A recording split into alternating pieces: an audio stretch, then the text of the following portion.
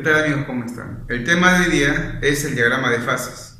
Un tema muy importante pero que solo se presenta en los jóvenes que van a postular a la Universidad Nacional de Ingeniería. Si van a usted a postular a San Marcos u otras universidades, este tema no se va a requerir. Lo puede dejar. Bueno, volviendo a los que van a la uni, vean la teoría, anoten todo lo que se ha planteado, los términos no importantes por favor, y con eso respondan preguntas de sus boletines, exámenes pasados o de la pre. Bien, cuídense mucho, el tema no es sencillo, al menos para mí, realizarlo, así que valórenlo, aprovechenlo, pónganle ganas y avance con esto. Bien, adelante muchachos. Y arriba Perú, siempre. Muy bien amigos, empecemos. En esta primera parte quiero brevemente hacer notar la diferencia a nivel de partículas entre los estados de la materia. Este es un simulador que lo voy a colocar en la descripción del video, el link para que puedan entrar y ustedes también observarlo. Acá tenemos por ejemplo al neón gaseoso. Miren cómo es, ¿no? Su particularidad, las moléculas están muy agitadas, se mueven de forma incesante, golpeándose entre sí y expandiéndose en todo el recipiente. Miren ese desorden tan grande. Si a este gas neón lo queremos volver líquido, miren cómo sería ahora su orden interno. ¿Se dieron cuenta? ¿Qué tal el cambio, no? Ahora las moléculas se encuentran más juntas, hay menos separación entre ellas, ya no hay tanto desorden, están más ordenadas y digamos que tiene movimiento, pero menor, ¿no? Un líquido todavía tiene movimiento. Esa molécula que está subiendo es porque los líquidos se evaporan, así que de todas maneras va a botar un poco de vapor, pero ya vemos que hay un ordenamiento mayor. Y si al gas neón ahora lo volvemos sólido, miren cómo se encuentra. Hay más ordenamiento, hay mucho menos espacio entre las moléculas y su movimiento prácticamente va a ser de vibración. De igual forma podemos hacer con el argón en estado gaseoso. Mire la agitación, tanta separación, mucha energía cinética. En estado líquido ya están más ordenadas, menos espacio entre las moléculas, y en estado sólido ordenadito. Bien, y así se comportan las moléculas de las sustancias. Ahora, ¿qué tendríamos que hacer entonces para que un gas se convierta en un líquido? Y el líquido a su vez se vuelva ahora sólido. ¿Cómo hacemos los cambios de estado físico? Veamos la siguiente parte. Tenemos por ejemplo acá muchachos al argón. Ahorita vamos a darle un poco de calor, porque ahorita se encuentra en estado líquido. Vamos a darle un poco de calor. Miren, acabo de aumentar la temperatura. Y al aumentar la temperatura ya tiene mayor agitación, ¿no? A lo que voy es esto. La temperatura influye mucho en lo que es el grado de agitación de las moléculas. Si yo doy más temperatura, las moléculas van a ganar mayor energía y se van a agitar más rápidamente, como lo están observando. Entonces la temperatura influye en el movimiento molecular. De igual manera, si acá bajamos la temperatura, miren, le ponemos hielo. Al ponerle hielo, también las moléculas se enfrían, pierden energía y se mueven más lentamente. Entonces, si yo quiero convertir, por ejemplo, un gas a líquido, me conviene hacer esto, enfriar, porque así estoy bajando la energía de las moléculas, favoreciendo a su agrupación, como lo están viendo. ¿Sí? Vamos a volverlo a calentar. Entonces, le estamos dando calor, las moléculas ganan esa energía y ya comienzan a agitarse un poco más de calor y más y más. Ahora, sin embargo, hay un factor adicional, que acá arriba vamos a verlo, muchachos. Para favorecer a que ellos también se junten y formen el estado líquido, me conviene presionar. Claro, porque al momento que yo presiono, estoy favoreciendo a que las moléculas se agrupen. Sí, estoy haciendo que las moléculas, forzándolas a que ahora se agrupen más. Pero miren qué pasaría si solamente presiono y presiono. Voy a seguir presionando. Miren, sigo presionando muchachos, y miren qué pasó.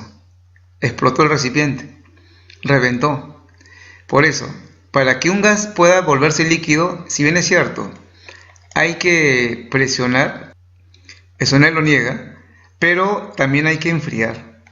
Miren lo que ocurre. He presionado, está arriba, lo puede ver la presión, 60 y tantas atmósferas, pero también tenemos que enfriar. Cuando uno presiona y enfría, se va a dar el cambio de estado físico. En conclusión, queremos decir que los factores claves para que exista un cambio de estado físico es la temperatura y la presión. Esos son los factores que van a definir el estado físico de los cuerpos. Y ahí podemos seguir bajando la tapa y no se va a reventar porque lo hemos enfriado. Vamos a enfriar porque si no esto puede reventar. Bien, y como observa ya va, ¿no?, a acercarse más las moléculas y se va a formar el estado líquido. Hagamos que reviente a ver esto.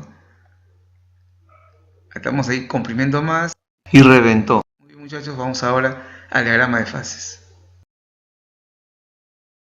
A continuación vamos a describir en qué consiste un diagrama de fases, tomando de referencia al dióxido de carbono.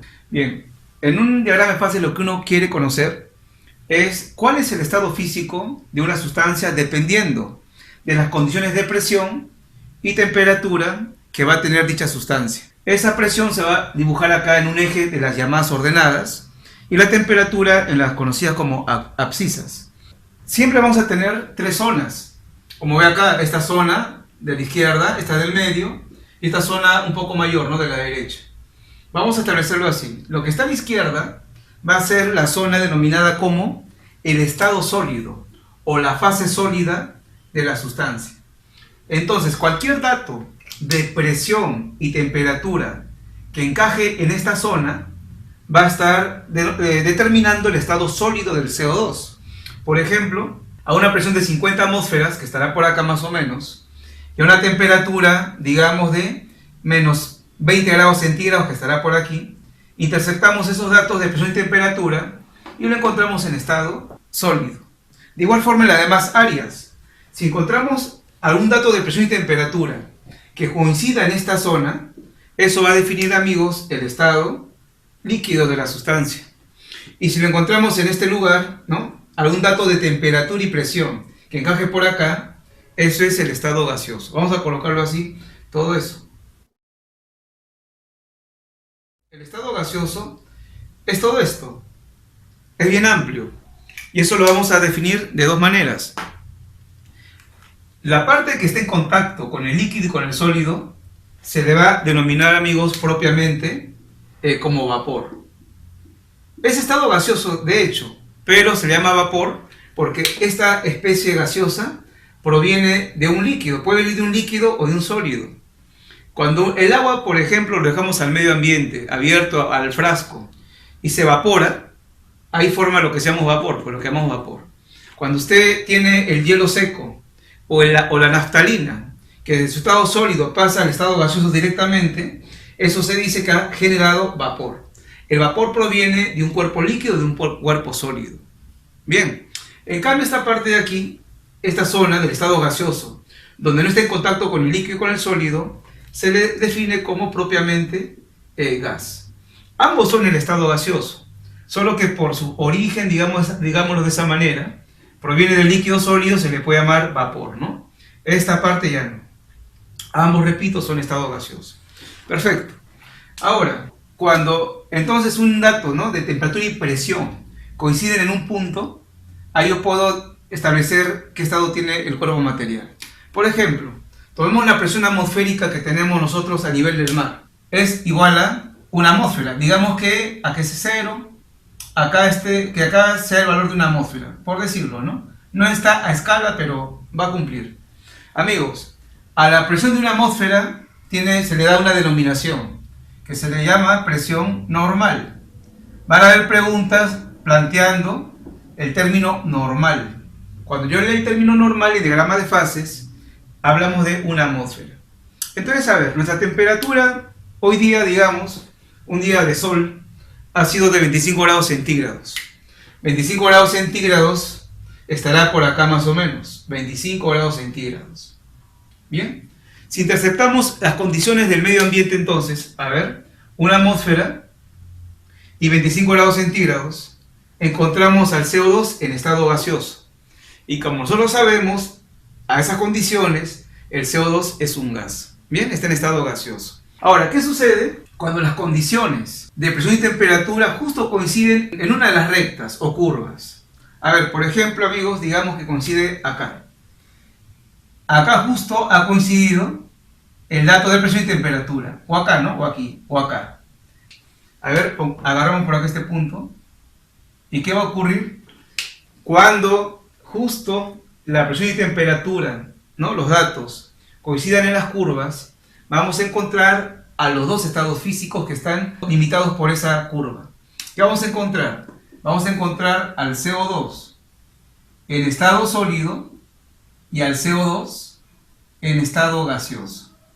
Solamente encontraremos dos estados físicos cuando mis datos de presión y temperatura coincidan en las curvas. ¿Y qué estados físicos? Los que están en su entorno. Pero no solamente están las sustancias ahí, digamos, en el recipiente, ¿no? Donde están guardadas. Es cierto, tenemos a los dos estados físicos, pero entre sí se están convirtiendo. El CO2 sólido se convierte en CO2 gaseoso y a su vez el CO2 de estado gaseoso se vuelve sólido. O sea, muchachos, ¿qué encontramos? Recuerda esta palabrita. Encontramos equilibrios. En cada punto de la curva tenemos una presión y temperatura en la cual hay dos fases en equilibrio. ¿Cómo se llama el cambio de sólido a gas? Muy bien, sublimación. Y al cambio de gas a sólido se le dice sublimación inversa o deposición. Por eso, vamos a dar este dato, ¿no? AO. O es acá. La curva AO recibe un nombre. Esa curva se llama curva sólido-gas, sólido estado gaseoso, o también se le dice curva de sublimación o curva de deposición. Esos términos va a tener. A ver, otro más. Por ejemplo, planteemos que en este punto coincide, ¿no? Un dato de presión, un dato de temperatura. Y así puede ser en los demás también. Pero justo en la curva que tenemos aquí, pongamos que es una curva OB. Ya la curva OB. En cualquier punto de esa curva OB, veamos lo que ocurre. Curva OB. Encontraremos a la sustancia en mención, CO2, en estado sólido, reunido también con el CO2 en estado líquido. Vamos a encontrar a las dos fases que están en esas áreas. Y no van a estar quietas, ¿no? El CO2 sólido se va a volver líquido y el CO2 líquido se va a volver sólido. Ahora, amigos, ¿cómo se llama el cambio de sólido a líquido? Se le llama fusión. Y al cambio de líquido a sólido se le dice solidificación. Por esa razón, a esa curva OB se le llama curva sólido-líquido o también curva de fusión y de solidificación. Por último, muchachos, nosotros acá también en esta curva, pongamos curva OC, encontraremos varios datos, ¿no? Datos de presión y datos de temperatura. Cuando coincidan ahí los datos, de forma similar, ¿no? ¿Qué encontraremos en ese punto, por ejemplo? Encontraremos en equilibrio al CO2 del estado líquido con el CO2 en estado gaseoso. Coexisten dos fases, pero estas están convirtiéndose. Por eso se habla de equilibrios entre el líquido y el gas. ¿Cómo se llama el paso del líquido a gas? Evaporación o ebullición. Y al paso de gas a líquido se le puede decir condensación o licuación. Ya las diferencias las tenemos en las clases anteriores. Por eso, a esta curva OC se le puede llamar la curva líquido-gas o curva de evaporación-condensación, ebullición-licuación. Así se le puede denominar. Ahora, amigos, acá hay un punto especial, que es el punto O. ¿Cómo se le dice al punto O, donde están intersectándose todas las curvas? Se le va a llamar el punto triple. ¿Y qué va a encontrar en ese momento? Ya, es un punto especial donde usted va a encontrar a los tres estados físicos. Para el CO2 sería el punto triple, 5,2 atmósferas y menos 56,4 grados centígrados. Y va a encontrar al sólido, va a encontrar líquido y estado gaseoso. ¿Y qué va a pasar entre ellos? Se van a estar convirtiendo. El sólido a líquido y viceversa, el líquido a gas y también va a regresar el gas a sólido y el sólido a gas, sublimación. Ahí va a encontrar los tres estados físicos convirtiéndose entre sí. Se llama el punto triple. Pregunta mucho sobre eso. Ahora, un punto importante también acá es el siguiente. Entonces, como en cada línea, en cada curva, tenemos cambios de estado, la temperatura empleada para un cambio de estado físico se define como un punto, por ejemplo acá, de líquido a gas, punto de ebullición, porque la ebullición es el paso de líquido a gas. Entonces, en cada punto de esta curva habrá una presión y la temperatura en ese lugar será el llamado punto de ebullición. Entonces, si por acá yo tengo una presión determinada, ¿no? y trazo mi línea intersectando a esta curva, ahí la temperatura será la temperatura de ebullición para pasar del líquido a estado gaseoso. Y así acá habrá otro punto de ebullición, otra temperatura a la cual el líquido pasa al estado gaseoso. Igual acá. Entonces tenemos muchos puntos de ebullición. Por su curso de geometría, usted sabe que una recta o una curva tiene infinitos puntos. Hay infinitos puntos. Por lo cual tendremos infinitos puntos de ebullición de la sustancia. ¿Estamos de acuerdo? Igual acá. Por ejemplo, a una atmósfera, si analizamos aquí la curva sólido-estado gaseoso, aquí. Vamos a averiguar, muchachos, acá cuánto es la temperatura. Y a una atmósfera, la temperatura a la cual coincide aquí el dato es de menos 78 grados centígrados. ¿Cómo se le llama esa temperatura? Es la temperatura empleada para realizar el cambio de sólido a estado gaseoso. Se llamaría temperatura de sublimación. Y así hay más, ¿no? A otra presión, claro, a otra presión habrá otra temperatura de sublimación. Por acá también, por acá también. Entonces eso va a ir cambiando, ¿no? Igual, la temperatura de fusión.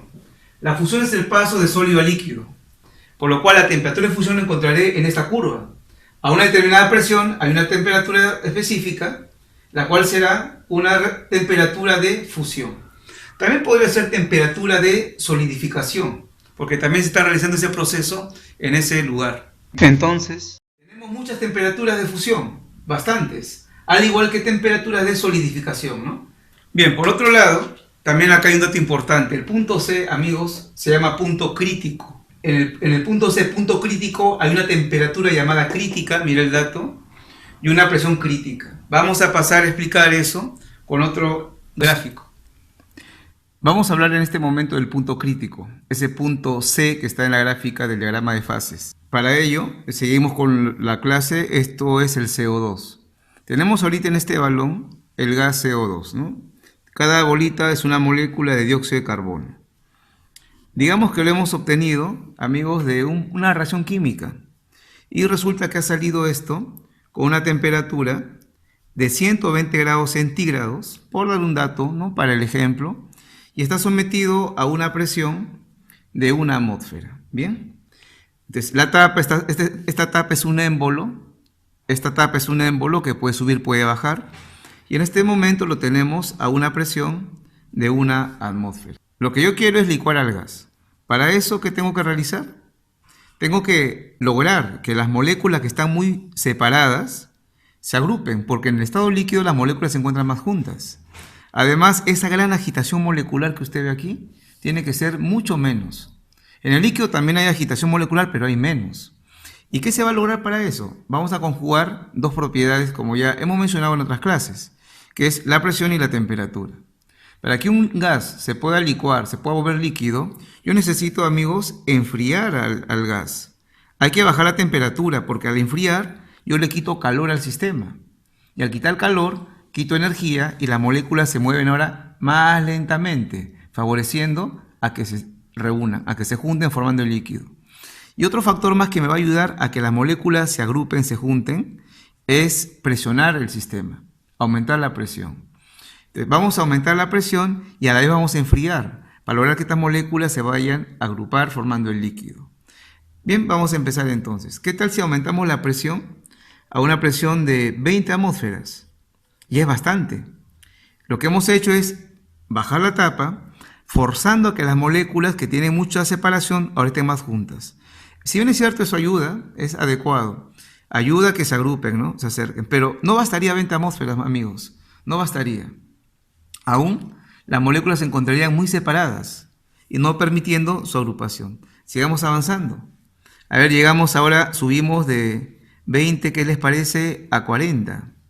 Ya es más presionado. La tapa va a descender, va a hacer que las moléculas se agrupen buscando formar el estado líquido, pero les comento que 40 atmósferas todavía no es suficiente. Entonces tenemos que seguir avanzando. Cuando usted vaya a tener una presión de 73 atmósferas, ahí, amigos, les comento, va a comenzar la licuación. Con esa presión, en el caso del CO2, para otro gas habrá otro valor. Las moléculas se han agrupado, ya permitiendo su agrupación, su unión. Entonces, a ver, la tapa va a tener que descender. Vamos a presionar con 73 atmósferas, que es un montón, y la tapa va a bajar. y ahora las moléculas se encuentran entre sí más juntas, ¿no? Más agrupadas. Claro, me conviene que se agrupen para que formen el estado líquido. Pero hay un detalle, amigos, no solamente basta con presionar, porque como ha visto al iniciar la clase, en el simulador, si usted aumenta nomás la presión, esto explota. ¿Qué tenemos que hacer? También enfriar. Pero antes vamos a detallar esto. Entonces yo puedo afirmar que la presión a la cual empieza ya a darse la licuación es de 73 atmósferas. Esa presión es la que yo necesito para que esto comience a formar el estado llamado líquido. Se licúa el gas. Entonces, ya acá empieza. Y si usted aumenta más presión, si usted, por ejemplo, presiona a 74, también sería favorable para que esto se junte más todavía. 75, también. Entonces, esta presión que ve acá se llama la presión mínima para la licuación del CO2. Porque si usted aumenta más presión, también, pero si lo pone a 72, ahí no pasa nada. La licuación del CO2 inicia a 73 atmósferas. De ahí puede usted incrementar más y favorece a que se junten más las moléculas todavía y es más fácil la licuación. Pero acá empieza. Pues esto se le llama presión crítica. La presión crítica es la presión mínima a la cual un gas se licúa. Conjuntamente dijimos hay que enfriar esto. 120 lo enfriamos a 50 grados centígrados. Ya hemos logrado que el sistema esté más frío. La molécula se mueve más lentamente, pero todavía no se han agrupado lo necesario para formar el líquido. Hay que seguir enfriando. Enfriamos a 40 grados centígrados y todavía no es suficiente. Hasta llegamos a la temperatura crítica, que es la temperatura de 31,1 grados centígrados. Entonces, analicemos, muchachos. La temperatura tiene que descender y acá va a comenzar a licuarse. Si usted enfría más, enfría a 20, también ayuda a la licuación, favorece porque es más frío, le ha quitado más calor, la molécula ahora se mueve más lento todavía y favorece a que se forme dicho estado físico, el líquido. Y si baja más bien, entonces a esto se define como temperatura máxima para licuar un gas, Entonces el punto crítico, esa parte que usted ha visto ahí en su gráfica, ese punto C, si revisa, tiene el valor de la temperatura de 31,1 grados centígrados y la presión de 73 atmósferas. ¿Qué indica el punto crítico? La presión mínima y la temperatura máxima para la licuación del gas. Bien, amigos, así va a ser. Otro punto más que debe recordar. En el punto crítico, estas condiciones especiales, se cumple una característica muy importante, que es la siguiente: que la densidad del gas y la densidad del líquido son iguales. Normalmente la densidad del líquido va a ser superior a la densidad de un gas. Eso es lo general. Pero en el punto crítico, que es un punto especial, se cumple para la sustancia que la densidad del gas y del líquido son iguales. Bien, amigo, te recuerda eso para las preguntas que te va a tener. Si tendría otro gas, por ejemplo, si en vez de CO2, ahora tendríamos acá adentro al gas argón, la temperatura crítica sería menos 186 grados centígrados y la presión 6,3 atmósferas. Eso va a ir cambiando. Por ahí tendríamos metano. Tendría que ser la temperatura crítica, dice aquí, de menos 83 grados centígrados y la presión de 45,6 atmósferas. Entonces, el punto crítico va a ir cambiando dependiendo del gas que usted tenga.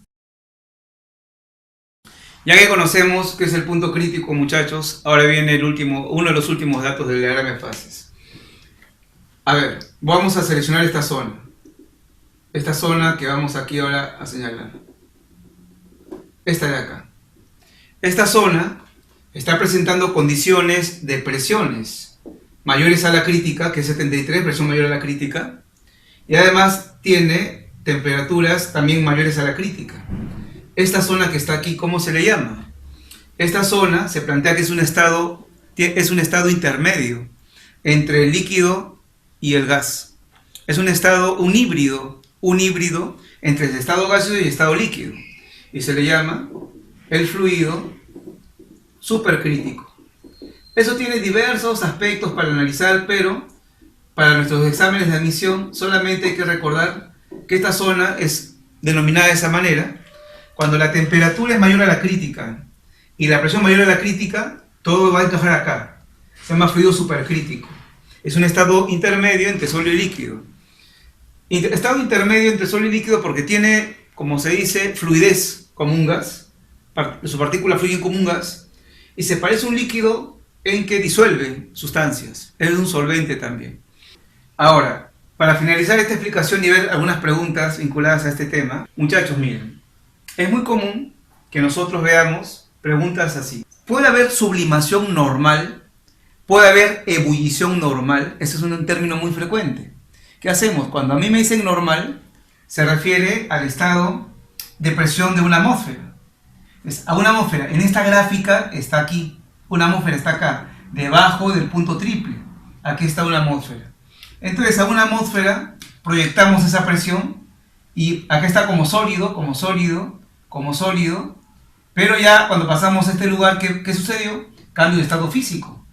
Entonces lo que puede haber, sólido a estado gaseoso, sublimación. Puede haber una sublimación normal. En el CO2 sí puede haber sublimación normal. Fusión normal no puede haber. Fusión es el paso de sólido a líquido. Normal es una atmósfera. Y si proyecto una atmósfera, no agarra esta zona de acá. Entonces, para el CO2, ¿en qué condiciones hay fusión? En presiones de 5,2 para arriba. En el punto triple, como hemos dicho, 5,2 atmósferas, hay todos los cambios, todititos. Ya, de 5,2 para arriba, así podemos, por ejemplo, pasar por este lugar. Habrá fusión. Acá también. Pero a una atmósfera llamada condición normal, no va a haber fusión. Igualito, ebullición solamente puede haber del punto triple para arriba. Porque del punto triple para arriba está el cambio de líquido a estado gaseoso, ¿no? Ebullición.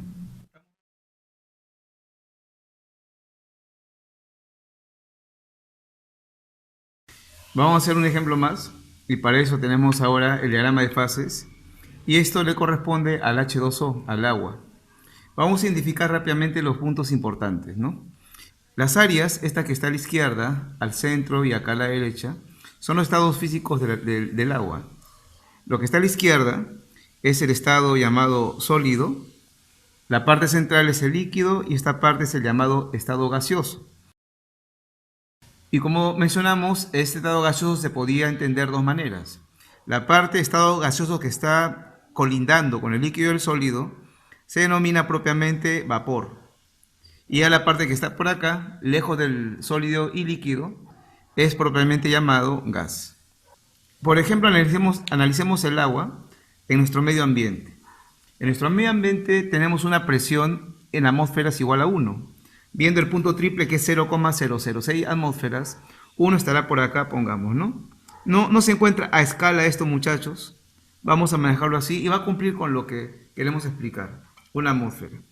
Y la temperatura es de 25 grados centígrados. Aquí está 0,01, aquí está 374 grados centígrados. 25 estará por acá, pongamos, ¿no? Por acá más o menos. 25 grados centígrados. Esas condiciones las proyectamos y las interceptamos y sería así, ¿no? Una atmósfera está por acá lo proyectamos, 25 grados centígrados ya hacia arriba, ¿no? Hacia el eje de las ordenadas. Y aquí está. ¿Dónde cayó la información? En estado líquido, ¿no? Quiere decir que el agua, en su estado ambiental, de una atmósfera y 25 grados centígrados, es un líquido. Y así definimos, ¿no? Dependiendo de la presión y temperatura, en qué estado físico va a estar el agua. Como hielo, forma líquida o en estado gaseoso. ¿Qué pasaba si coinciden los datos en una de las curvas? Por ejemplo aquí, ¿qué vamos a encontrar ahí, muchachos?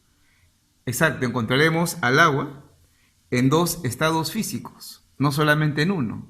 ¿Y qué estados físicos? Los que están colindando a esa curva. Es decir, tendremos agua en estado sólido y también tendremos agua en estado gaseoso, como gas.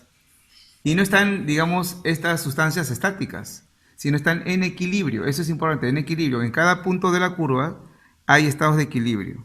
El agua se vuelve gas, se llama eso, sólido a gas se llama sublimación, y el agua gaseosa se vuelve sólido, deposición o sublimación inversa. Y está en equilibrio, ¿no? Esa es la curva AO. Igual en la demás, como ya explicamos, ¿no? Uno más. A lo largo de la curva OB, como está entre sólido y líquido, se llama curva sólido-líquido, y vamos a encontrar ambos estados físicos. Así nomás lo vamos a escribir, amigos. Sólido, agua sólida y agua líquida. ¿Y qué pasa con ellos? Están en equilibrio. El sólido se vuelve líquido, es decir, hay fusión, y el líquido se vuelve sólido, hay solidificación, ¿no? Hay un equilibrio también ahí. Y en esta curva de equilibrio, líquido, estado gaseoso, ¿no? Perfecto. Bien, de igual manera, recordamos que el punto del medio se llama punto triple. Acá se encuentran los tres estados físicos reunidos. A esa condición, miren la presión, muy baja, ¿no? Y la temperatura también muy baja. A esas condiciones de presión y temperatura se encuentra el punto triple, estado en el cual están los tres estados físicos en equilibrio. Ahora, analicemos acá el detalle de la llamada presión normal. La presión normal es, como sabemos, una atmósfera. Acá tenemos nosotros la llamada presión normal. Bien, y en esta oportunidad, muchachos, en la presión normal a presión normal, ¿qué puede ocurrir en el caso del agua? Proyectamos esa presión, la proyectamos, a ver, miren aquí, y a presión normal, el agua que está ahorita en sólido, ¿no? A esta temperatura se encuentra como sólido, puede hacer el cambio a estado líquido. ¿Cómo se llama eso? Fusión. Entonces puede haber una fusión normal, porque es normal, es a una atmósfera. Y si seguimos calentando, ¿no? Ahí el líquido ahora, a una atmósfera, podemos hacer el cambio de estado líquido a estado gaseoso. Entonces podría haber una ebullición, cambio de líquido a gas normal. Bien, el CO2 no podía porque la presión de una atmósfera, perdón, se encontraba por acá, debajo del punto triple. Ahí solamente podía haber lo que era sublimación o deposición. En cambio, acá en una atmósfera puede haber dos cambios físicos: fusión, ebullición. También lo contrario, a una atmósfera puede haber también lo que es solidificación y condensación. Este punto C es el punto crítico. ¿Qué dato tiene el punto crítico? Recordemos, contenía la presión mínima y la temperatura máxima para que el gas se licúe. ¿Estamos de acuerdo? Y encima de esa presión, por acá, y más de esa temperatura, esta zona, era el llamado fluido supercrítico. Ahora, muchachos, a una atmósfera, veamos aquí la información. A una atmósfera vamos a plantear los puntos de fusión y de ebullición. A ver, por acá está una atmósfera, y acá se está dando la llamada fusión, el paso de sólido a líquido. Ahí proyectamos hacia abajo, y si usted recuerda, la temperatura a la cual el hielo se derretía, se volvía líquido, a una atmósfera de presión, es 0 grados centígrados. Es su temperatura de fusión del agua, ¿no? Del hielo. Y ahora de ebullición, sigamos con esto, pero ebullición lo encuentro acá, en la curva líquido-gas. Y ahí bajamos, y usted recuerda, a nivel del mar, o sea, a una atmósfera, ¿cuánto era la temperatura de ebullición del agua? Exacto, ¿no? Y es 100 grados centígrados. Y así va a haber más datos, ¿no? Yo puedo aumentar la presión y habrá otro punto de fusión y también habrá otra temperatura de ebullición. La presión determina la temperatura a la cual se va a dar el cambio de estado físico. Listo. Otro detalle más, amigos, importante, porque ya todo lo demás lo hemos mencionado. Usted sabe muy bien que en este punto, por ejemplo, va a estar el agua en estado líquido y en estado gaseoso en equilibrio. Recalcando esto que es importante. Vamos acá a trazar una línea, que sería más o menos así. Y acá le dicen, por ejemplo, un examen, ¿no? Considerando la transición del agua desde el punto M hacia el punto N, señale verdadero o falso. La primera pregunta puede ser, ¿cuántos cambios de estado físico ha habido al pasar de M hacia N? Es muy sencillo, de sólido a líquido, primer cambio físico, y de líquido a estado gaseoso, segundo estado físico, dos cambios físicos. Ahora, muchachos, este proceso está realizándose a presión constante. Tanto para M como para N, la presión es la misma, es la presión constante. Se llama proceso isobárico, y se dice, ¿no? Al pasar de M hacia N, por ejemplo, se ha desarrollado una fusión, sólido a líquido, una fusión isobárica, porque la presión no ha cambiado. Al seguir avanzando, vamos a pasar de líquido a gas y ahí se va a realizar una llamada vaporización isobárica. También una pregunta más, a ver, al revés. Al pasar de N hacia M, ¿ese cambio va a ser endotérmico o exotérmico? Lo podemos observar, miren. De N hacia M, estamos enfriando. De N hacia M está bajando la temperatura. Y si baja la temperatura, ¿qué tiene que ocurrir? Que se libera calor. Siempre hacia la izquierda, como la temperatura va a disminuir, es un proceso exotérmico, bota calor. En cambio, hacia la derecha, estaríamos aumentando la temperatura para que ocurra eso, y ahí va a ser endotérmico, absorbe calor. Un aspecto importante, ahora muchachos, si usted compara con el diagrama de fases del CO2 que vimos hace un ratito, esta curva es semejante, ¿no? Tiene esta forma, ¿no? Digamos, esta como una pendiente positiva, ¿no? Para la derecha. Esta curva también, líquido-vapor o líquido-gas, también tiene una tendencia así, ¿no? Positiva, digamos, con respecto al CO2. Estas dos partes son prácticamente los mismos en la forma de la gráfica. Lo que está cambiando es esta parte de la curva sólido-líquido. Entonces, hay dos formas que estas se presentan. En el caso del agua, miren cómo está graficado, que es así. Y en el caso del CO2, era de esta manera, ¿no? Voy a poner encima la línea del CO2. Si usted revisa, el CO2 tenía esta forma. Era para acá. Entonces, pendiente positiva, esta es pendiente negativa. Eso es lo que va a variar en los diagramas de fase.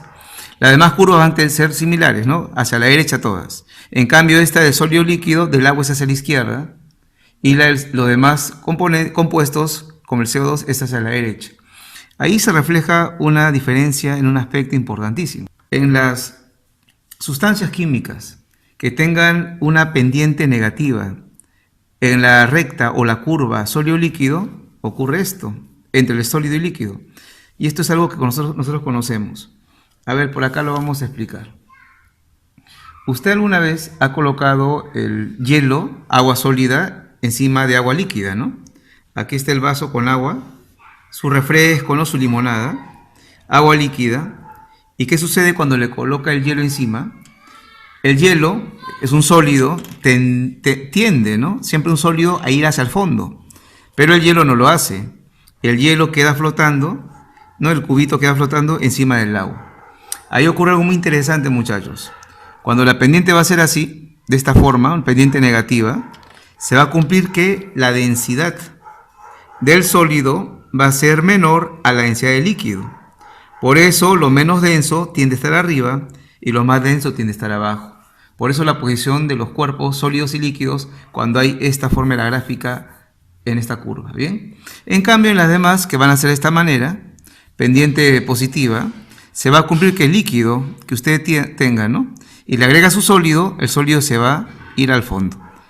¿Por qué? Porque la densidad de un sólido es mayor que la densidad del líquido cuando la curva es de esa manera. ¿Estamos de acuerdo? ¿Sí? Esa es la diferencia y han preguntado en examen, así que recuerden, ¿no? Cada vez que damos una pendiente negativa, densidad del sólido menor a la del líquido. Pendiente positiva en esta curva, al revés. ¿Listo? Perfecto. Bien, muchachos, se cuidan bastante. Ha sido todo por hoy. Un abrazo fuerte y para adelante.